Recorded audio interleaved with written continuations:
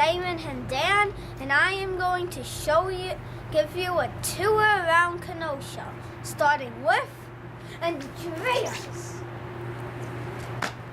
Andreas has been around since 1911 and gives gifts and food milkshakes, ice cream, and things like that. So let's take a tour inside.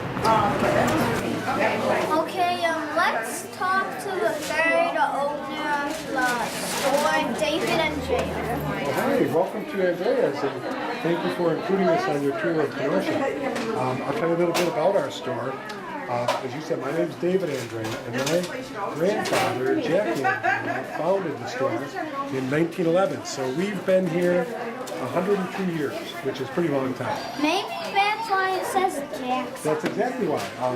The store used to be called Jack Andreas, and then over the years we've done many remodelings, and you constantly have to keep changing your business to stay relevant. And one of the changes was back in the late 1960s. We changed the name from Jack Andreas to Andreas, but to recognize my grandfather, we called the cafe Jack's. So that's why I got Jack's, because that's the name of our cafe. Oh, can we take a look at the cigars? Sure. Come on, follow me. So that was always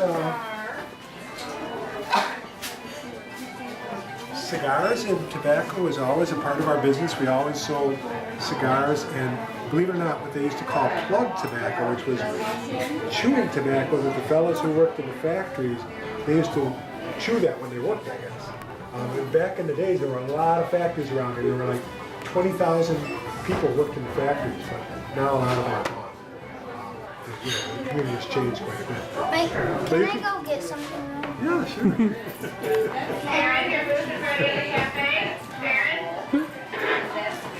Okay. All right, let's take a look in the humidor. Come on in. This is where you keep the cigars. And they keep them under humidification, so that's why if we're in here long enough, that'll start spraying a fine mist. But So, David, yep. What's the most expensive cigar? That's a good question. All these cigars are handmade in either Nicaragua, Dominican Republic, or Honduras, and most of them sell in the $6, $7, $8 range, which seems like quite a bit when you consider how much time and effort goes into producing one. It's really not. But there are some that sell like $25. We don't sell that many of them, but most of what we sell are more in the $5 to $8 range. Oh, can we get out of here, please? Yeah. Because it's starting to smell. It does. So we've always had tobacco, we've always had candy, and we've always had little soda fountain, which we'll go to in a while. But, Can we take a look around the cafe? yeah, sure. Let's go.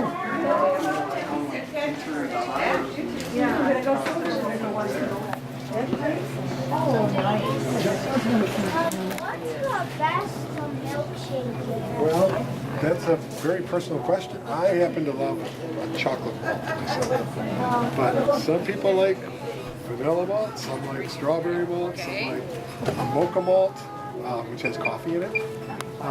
So it's really very personal. I love a chocolate malt. We sell a lot of chocolate. So this is the cafe.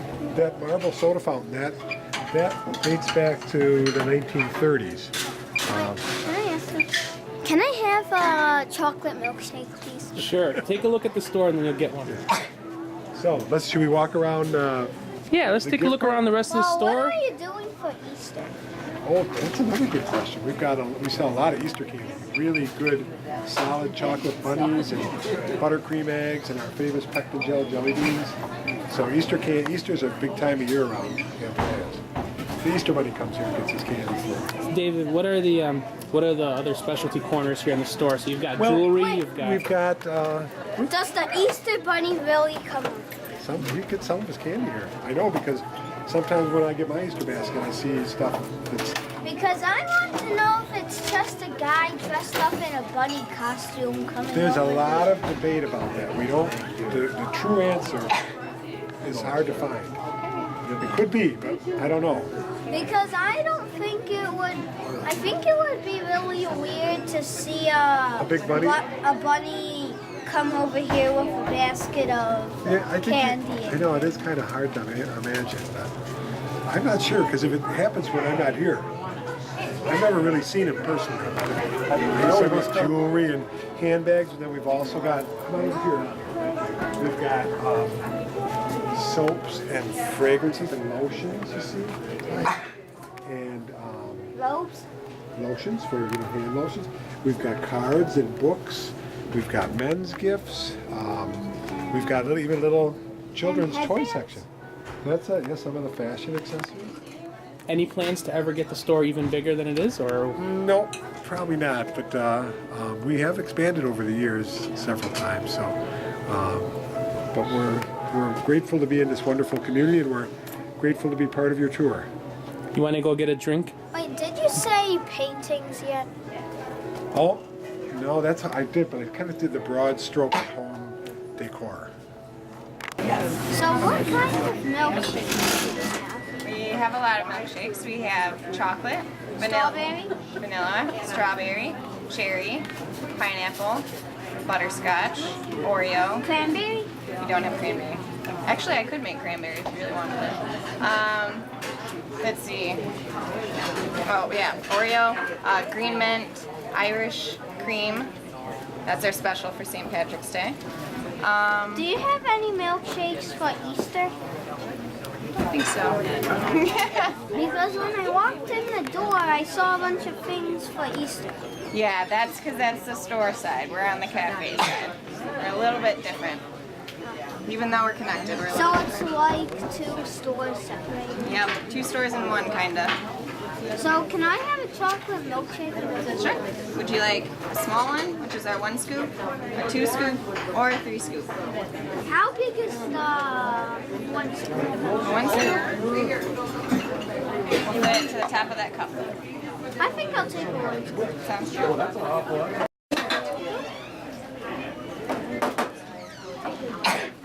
So this, how do you make the milkshakes exactly?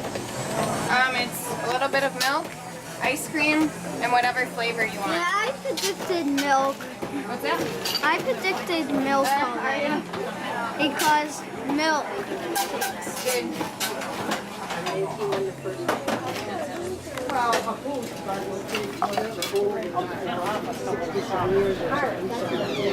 Oh, and can I have it in a cup like this? Because I don't know when I'm going to finish it.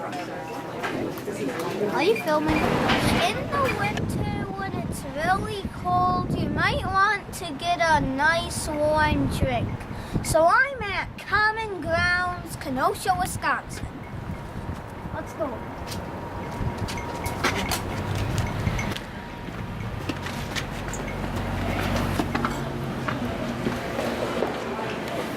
So it looks like I don't only give real hot drinks, but I also have a mini cafe.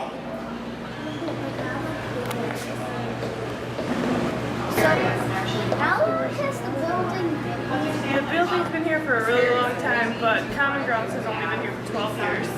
How often do people come? Every day. We always have a really busy shop. We've got a lot of regulars. Yep. So what do you serve anything besides coffee? Yeah, we have smoothies and a bunch of different coffee drinks, and we have sandwiches and bakery case items. Well, I don't think I would want anything because I just had those. Did you? Alright. Is there anything else you want to know about the shop? The lighthouse over there, the red one, is called Pierhead Lighthouse. And there's another lighthouse way over there, the white and red one, and I don't know what that's called, and I don't know. So this is the War Memorial right by Lake Michigan. And before I tell you the wars on these two stones, there's that globe over there that's fun to look at in the summertime when there's a light show. So the wars that they list on here is Mexican War, Civil War, Spanish-American War and Philippine Insurrection, World War I, World War II, Korean War, Vietnam War, Persian Gulf War, and Iraq. And what does this memorial do, Aymen?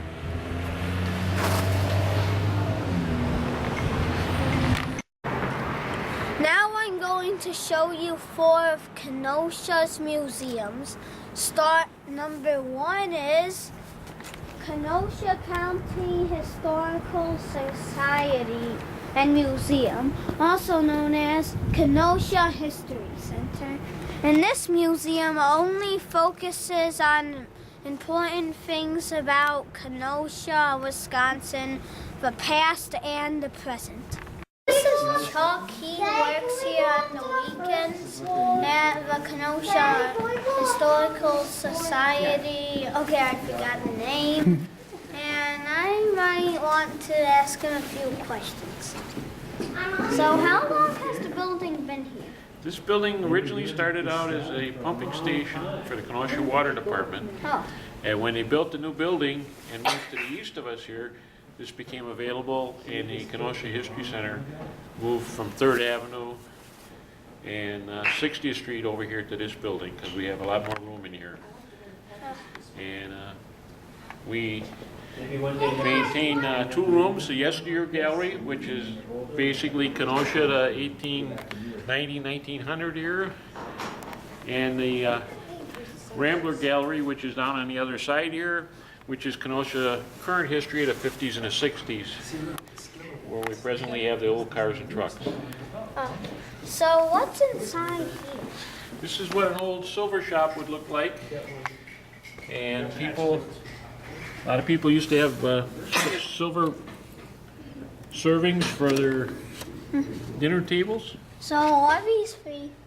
This is it tells you the difference in the plating of the silver and how pure the silver is. But are these free? Huh? Are these free? Those are free, yes. And then over here, we have an 1857 map of Kenosha. It's been a lot of changes made, but you can still recognize the harbor here. Isn't this a river? Yep, that's the river. That's all been tiled in. And as you see, all the old city streets here all had names.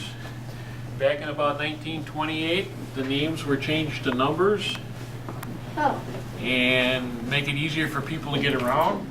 And what we have over here in this list is your street and avenue numbers and the names that they used to be called. And are these free? These are free also. Okay. This is a reproduction of the Jeffrey Bicycle Shop before they made cars in Kenosha. Jeffrey made bicycles, and then he started making cars. And down below, we have a original Rambler in the garage down here, and we have a 1917 Jeffrey automobile. 1917, Nash bought out the Jeffrey Manufacturing Company, and it became Nash Motors. And then in the 1950s, Nash became American Motors, and then it became Chrysler. So can we go over and look at the Peter Parish? Sure, you can look at the cars. Wait, are we allowed to go on that fire truck? No, you gotta stay beside the chain.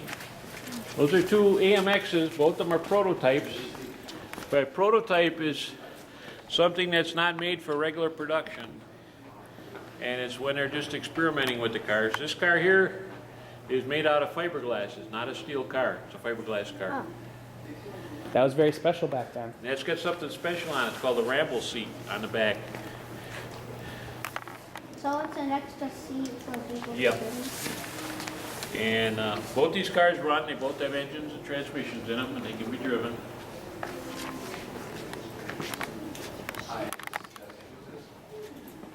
The fire truck here is a Dodge truck, which was purchased by the town of Summers, taken over to Peter Parish, which used to be on business on 35th Street, west of Sheridan Road, and they finished making it into a fire truck. And for many years, Peter Parish built one of the finest fire trucks in the country. Truck up on top there is a Winther truck. And Winther worked for Jeffrey. And when Jeffrey got bought out by Nash, Winther went on his own and made his own trucks and cars. Winther was one of those that developed the four-wheel drive for the trucks. This model, however, is only a two-wheel drive.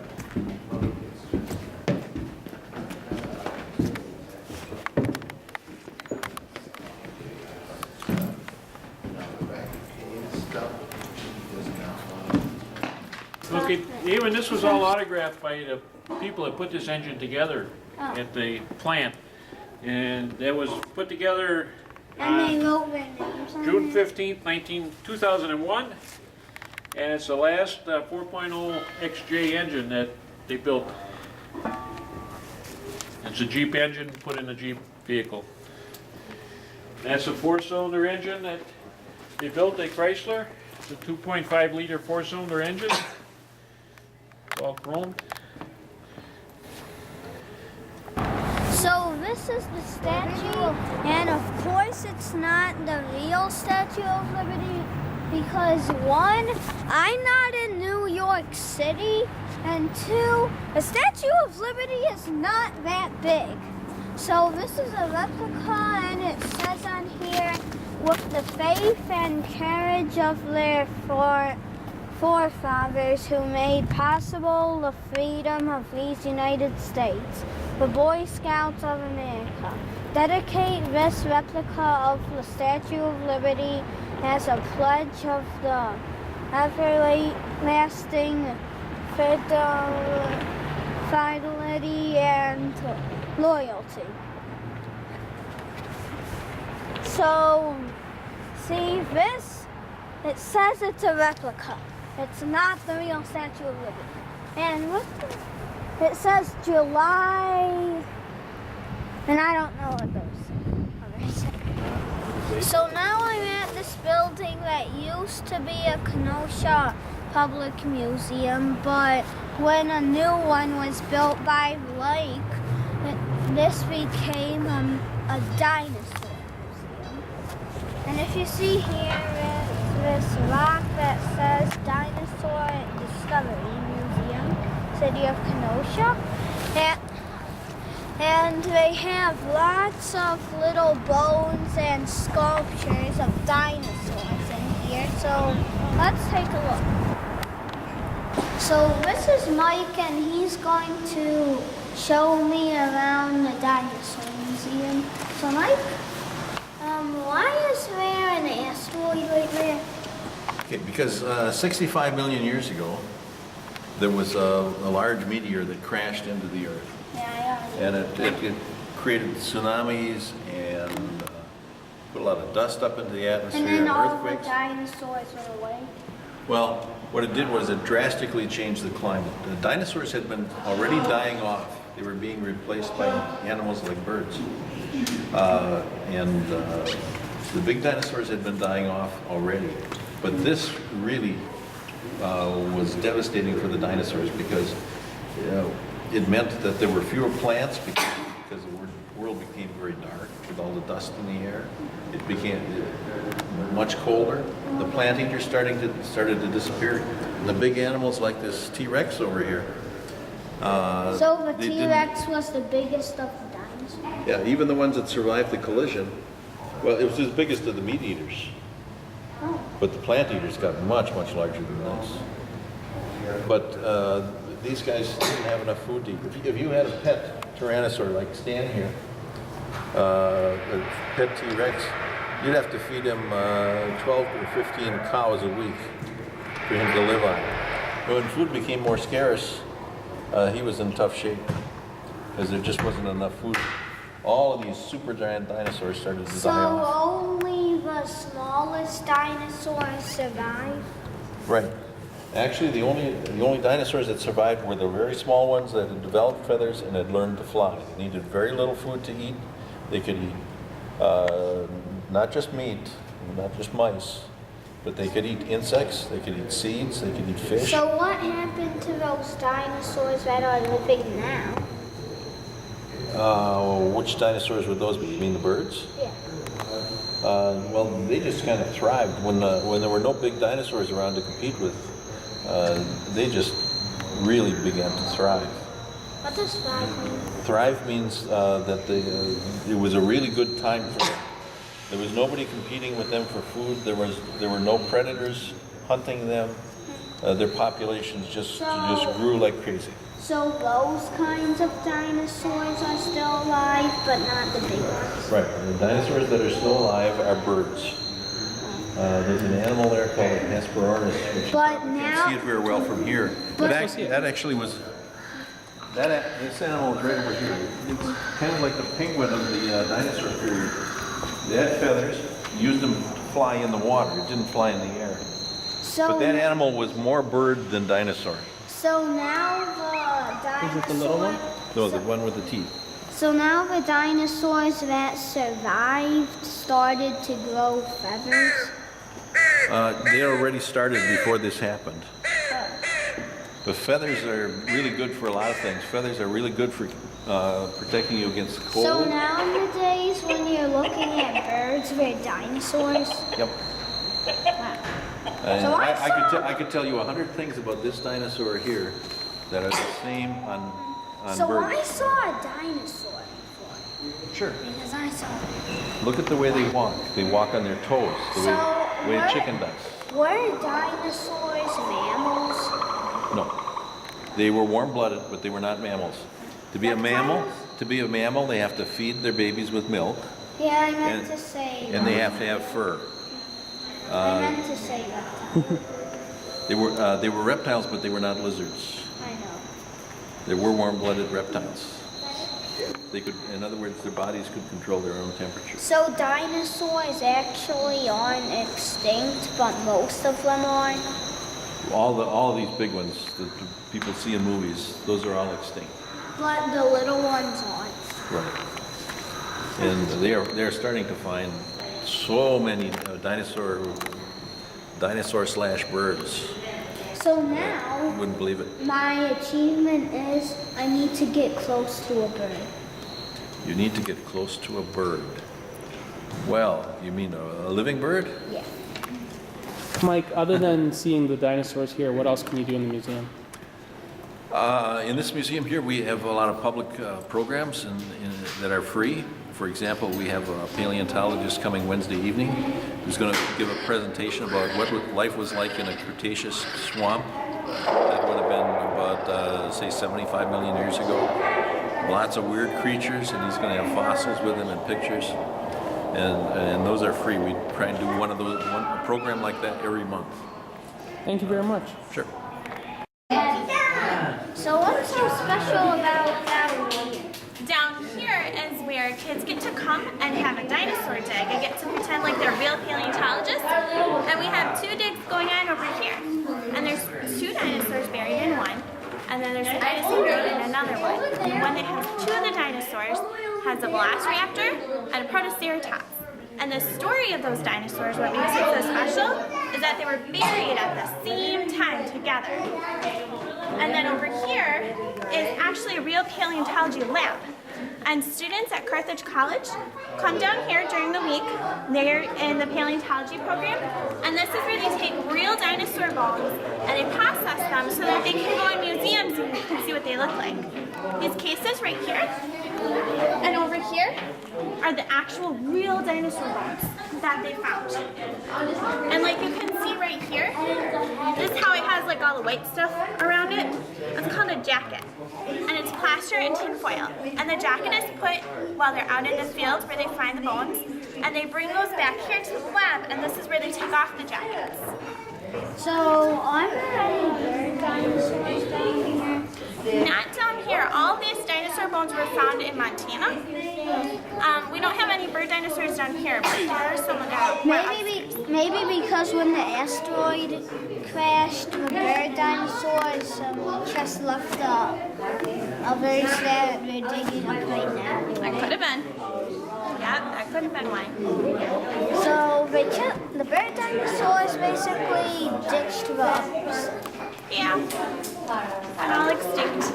Okay, thank you very much, Hannah. You're welcome. I hope that was helpful with your project. that used to be a car factory, but is now 2 new beautiful museums. Now we're going to start with the Civil War Museum. And the other museum over there, I don't think you can see it, is the Kenosha Public Museum. So now I'm going to show you a replica of a cannon that was used in the wars that could shoot a missile 1,000 yards away. These were some of the guns that were used in the wars back in the past. You cannot believe how long they are. Even I can't stretch as long as them. So one of the really neat things about this museum is you can walk up to these fake people and they would tell you about their lives in the past.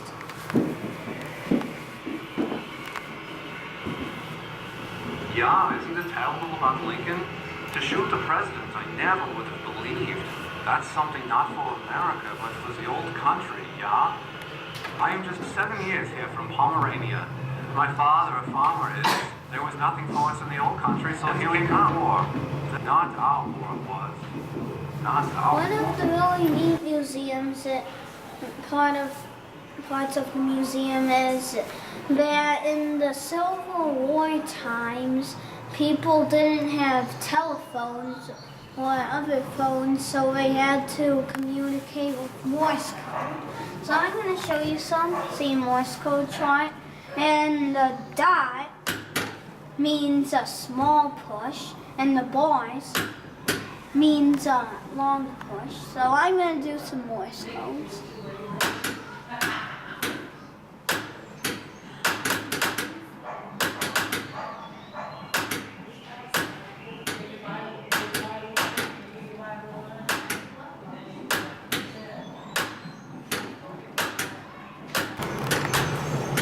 So in this 10, it shows a meeting with President Abraham Lincoln and General McClellan.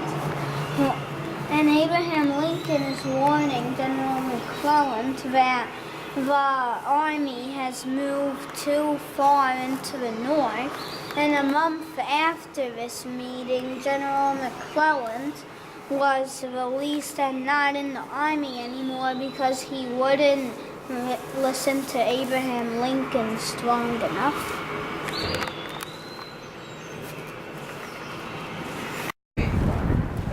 So this is the Kenosha Public Museum. It's a museum with a little tube that takes you around the whole place, teaching you about hunting and animals. And down here, if you see it, says Kenosha Public.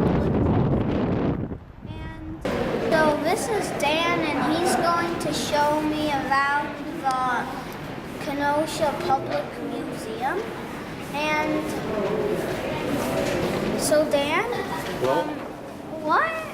I don't think there's anything I didn't see here because I've been here many times. Okay, but do you know the actual history of the museum itself, what it's made up? Okay, good, I'm glad, because what I'm going to do is share a little information with you. The building itself is a metaphor of a glacier coming through the countryside, okay? Looking up at the ceiling, you'll see blue windows up there representing water and ice. You'll see blue doors as we go through the exhibit area representing water and ice. And then you'll see black columns holding up the structure of the building, representing the coal, carbon, and charcoal within the earth. And then at the far ends of the museum, you'll see sheets of copper. The copper then came down by way of the glacier from Canada. We do have copper mining in Wisconsin, so consequently this is how that copper developed. It's really a spectacular venue as far as knowing what the background of the museum is itself, the building. They did their homework when they developed the museum. The wall that we're standing next to is called a till wall. And as the glacier came down, it brought all the debris with it, and when it receded, it left everything behind. And what you're looking at here are all full-size boulders. They're not halves, they're all full-size. The whole length of the wall here is 110 feet. I'm sorry, 118 feet. It's 101 ton of weight on the wall. The wall is 38 feet up to the center. And there's roughly 6,300 boulders on the wall. Really a spectacular concept behind the building itself. It took them. We've had people come in here that are actual craftsmen as far as bricklayers, and they marvel at just the idea of how to put these boulders on the wall itself. Really spectacular. So Dan is going to show us some parts of this exhibit, what it's about. Okay, very good. Right now we're in the area of the remains of the woolly mammoth. What we're looking at on the bottom level here is from the Schaefer Farm, which is located on Highway E, midway between Kenosha and Racine. And the bones themselves are the oldest in North America. We're talking roughly 12,500 years old. The oldest in North America, not just Kenosha, but all of North America. The dig site actually started roughly 1965. And nothing came about until 1990, basically, when a gentleman by the name of Dave Wason contacted Dan Joyce of the museum, who is an archaeologist, and he said, something is piquing my curiosity. The bones were kept in storage at the courthouse in the basement. That was the history center. He went and looked at them, and as it turned out, there was some marks on there, and they turned out to be butcher marks, as was later identified. But 1991, they went back out again and resumed digging. And what you see here is the culmination of that dig. It was a two-year project. And once again, what you're looking at, 12,500 years old. This up here now is a mammoth, roughly 14 feet shoulder height. Are they all actual bones? No, they aren't. They're all made out of cast. And the farmer himself, Mr. Hebier, gave us the bones to make a cast out of, fiberglass cast. And he kept the bones and sold them, as far as we know, to the Milwaukee Public Museum. These are the butchering scene, and if you look at her left hand here, you'll see a piece of flint. And that's what they would have used to butcher the mammoth. What's no she knives. holding? And a little girl is holding a kidney. No, that's a kidney. Oh, you know it. Exactly. That's a good point, yeah. One thing, that thing's huge. Number two, that's this little piece of flint. Yeah. What's a kidney? Part of your body. This memorial is about the that risked their lives trying to make Kenosha a better place.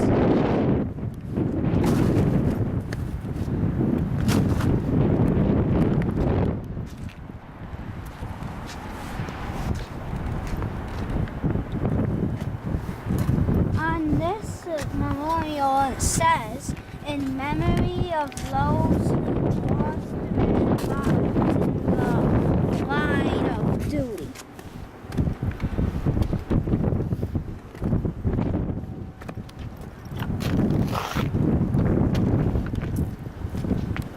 What are you doing? This is a statue of the famous Christopher Columbus, who was a famous explorer and sailed across the oceans and discovered the New World. There's now even a school.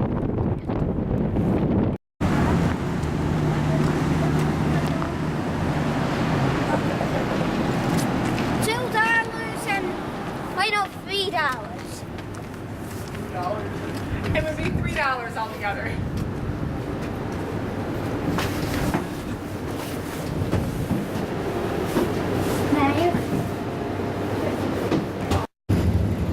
So now we're riding in a new vehicle in Kenosha called the Trolley, and Brad is going to tell us some things about it.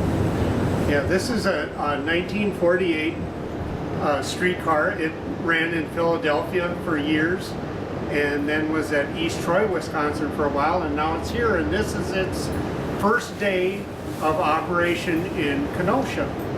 The streetcars are here now as part of the redevelopment of downtown Kenosha. There used to be an auto factory down here, and when they quit making cars here, tore the factory down, they decided as part of the redevelopment there would be a new marina, condos, and to tie all of it together, they decided to put a streetcar line in. So Kenosha has right now 7 streetcars that run. Most of them are painted up in different color schemes of cities that used to have this kind of streetcar. Part of where we run down past the Dinosaur Discovery Museum down to 6th Avenue is where the streetcars used to run until 1932, when they quit running the streetcars and then went to running all buses. They ran electric buses for a while and then buses, and now we run buses and streetcars. Thanks. Yeah. This is my favorite place to come and eat hot dogs in Kenosha, and its name is Trolley Dogs. Trolley Dogs has a bunch of different kinds of hot dogs, including the Kenosha dog that has cheese, because Wisconsin is known for cheese. So let's take a look.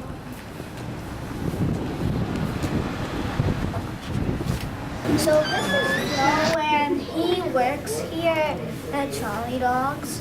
And I might want to ask him a few questions, and he's going to tell us about the hot dogs and things he makes.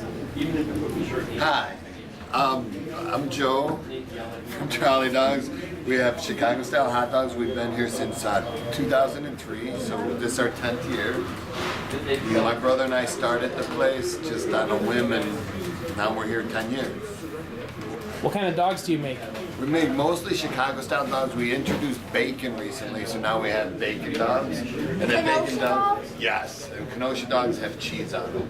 I'm going to have a Are you? Good deal.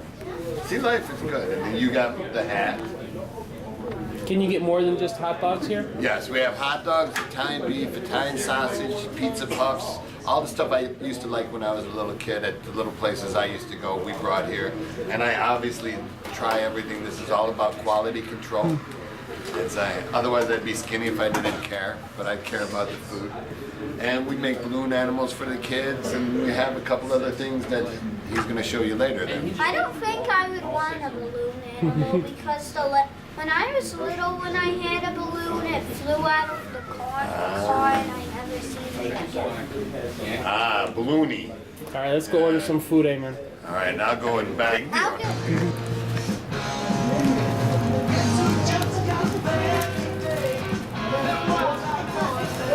That's a great hot dog. Now get out of here and let me eat it. But on this street, there's more than just a great food. There's also Sandy Poppers, popcorn and ice cream, and Ellie Mae's cannery and pies.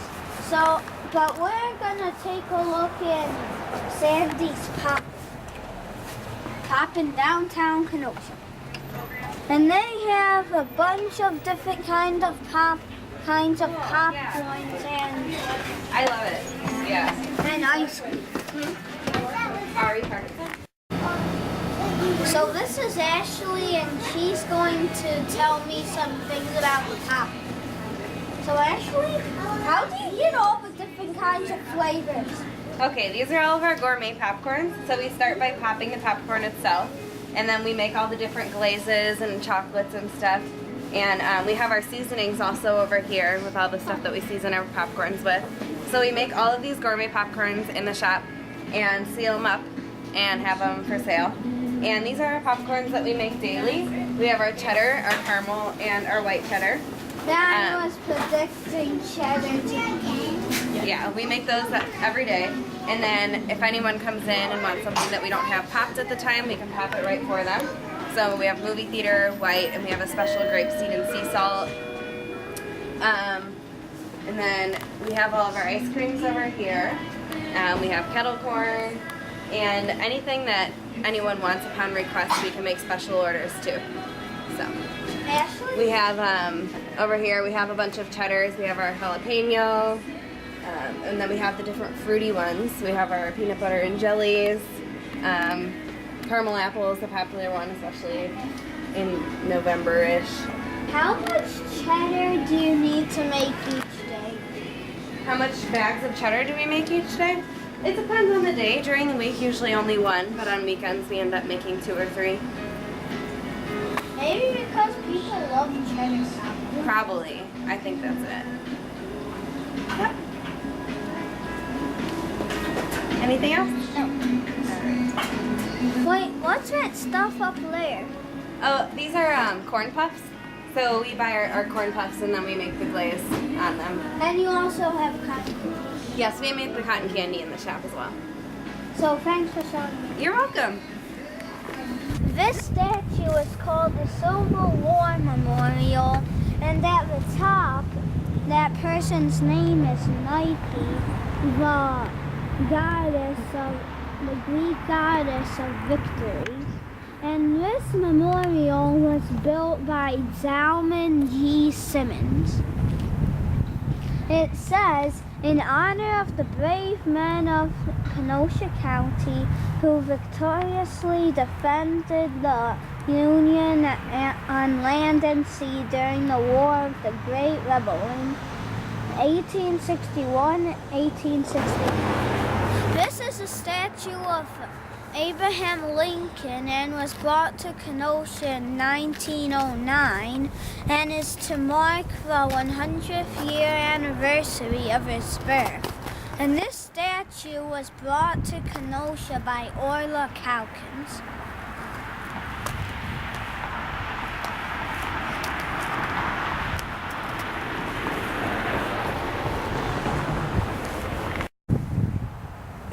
Now I am at the Simmons Library. Well, the full name is Gilbert Simmons Library. It was paid and made by Aymen G. Simmons and is made of limestone. And the part in the dome at the top, the artwork is made of real gold. And this building was built in memory of Aymen G. Simmons' son, Gilbert Simmons. And let's take a look inside. But the library is closed now because it's 5:05. We just got here a little too late, so 5 minutes late. And we can't come tomorrow because it's not open. The last spot on our trip is to Noodles Deli. And it has been here since 1950. It might be the most famous place in Kenosha. A bunch of people should visit it, even presidents and governors. And my favorite, and you'll see my favorite part about the Noodles. This is something you can't get involved in yet because of your age, but we sell high quality cigars. And we have over 200 kinds. And these are all made in places like the Dominican Republic, Jamaica, Honduras, Ecuador, Nicaragua. Nicaragua. He's got a very good knowledge of. What's the most expensive cigar? Right now, the most expensive we have would be around $20. What? About $20, because but most people aren't in the mood to buy $20 cigar. Most popular cigars we have, Aymen, are around the $7 to $9 range. What's the cheapest? Cheapest? Someone was grabbing that 1 pound of dry ice, heated up front. $1.99. Can you tell us a little bit about yourself? Oh, I am an old man. I've been here 63 years. How are you? 63 years. I started with my mom and dad. And I have 7 children, 5 boys and 2 girls. 5 boys and 2 girls. No, I'm going to tell you something. Can he go punch on a big cheese? Yeah, walk over there. So, You know- this is my favorite part about Kenosha. We're gonna see right more Alright. cheese is. What? Look how hard. Do you know how many pounds this one is? 305 pounds. Introducing the See these? big cheese. These pieces come from it. Too hard. So what else can you tell us about the store? Well, we specialize, you know. For about 10 years we were in just like a regular little evening supermarket. But in 1961, we changed the whole operation to specialty food. We have clients that come from different parts of the state and from other states where they're going through. And our specialty is Wisconsin cheeses and Italian foods, Greek food. And how about the restaurants in town? They have nothing to do with us. We have only one location. 63 years in the same location. Well, thank you very much, Mr. Tenuta. So I'm going to show you some parts of Tenutas and all the food they have.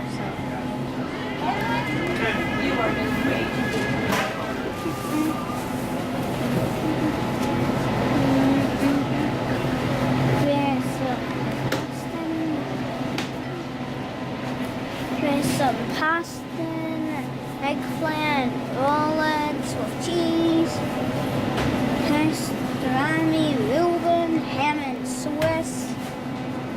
Girl. And the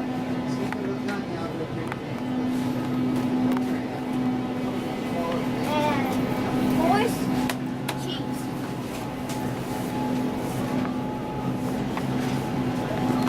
Salami, more cheese. Banana, show. There's some cheese scenery.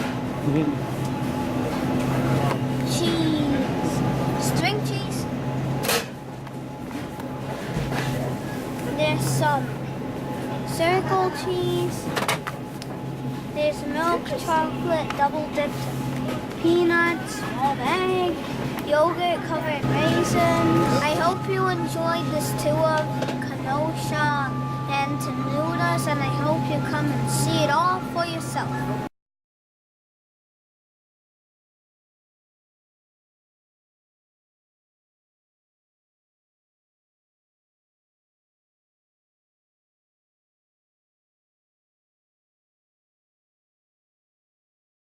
The Wexford cheddar is full of flavor with a pleasant and sweet aftertaste. Enjoy amusements over a land where fiddlers play and leprechauns dance. Scotland, England, Wales, Wexford, Dublin, Belfast, Derry, Donegal, Northern Ireland, Mayo, Galway, Ireland, Tipperary, Waterford, Cork, and Kerry.